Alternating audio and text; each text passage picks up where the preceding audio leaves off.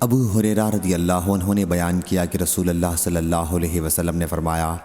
قیامت اس وقت تک قائم نہ ہوگی جب تک دو عظیم جماعتیں جنگ نہ کریں گی۔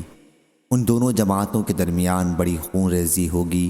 حالانکہ دونوں کا دعویٰ ایک ہی ہوگا، اور یہاں تک کہ بہت سے جھوٹے دجال بھیجے جائیں گے، تقریباً 30 دجال۔ ان میں سے ہر ایک دعویٰ کرے گا کہ وہ اللہ کا رسول ہے، اور یہاں تک کہ علم اٹھا لیا جائے گا، اور زلزلوں کی کثرت ہوگی، اور زمانہ قریب ہو جائے گا، اور فتنے ظاہر ہو جائیں گے، اور حرج بڑھ جائے گا،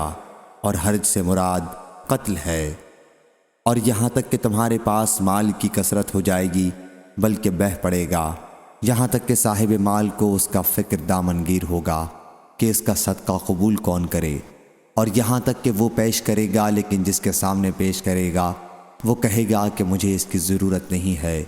اور یہاں تک کہ لوگ بڑی بڑی عمارتوں میں آپس میں فخر کریں گے، ایک سے ایک بڑھ چڑھ کر عمارت بنائیں گے، اور یہاں تک کہ ایک شخص دوسرے کی قبر سے گزرے گا اور کہے گا کہ کاش میں بھی اسی جگہ ہوتا، اور یہاں تک کہ سورج مغرب سے نکلے گا، پس جب وہ اس طرح طلوع ہوگا اور لوگ دیکھ لیں گے تو سب ایمان لے آئیں گے، لیکن یہ وہ وقت ہوگا جب کسی ایک شخص کو اس کا ایمان لانا فائدہ نہ پہنچائے گا جو پہلے سے ایمان نہ لایا ہو، یا اس نے اپنے ایمان کے ساتھ اچھے کام نہ کیے ہوں۔ اور قیامت اچانک اس طرح قائم ہو جائے گی کہ دو آدمیوں نے اپنے درمیان کپڑا پھیلا رکھا ہوگا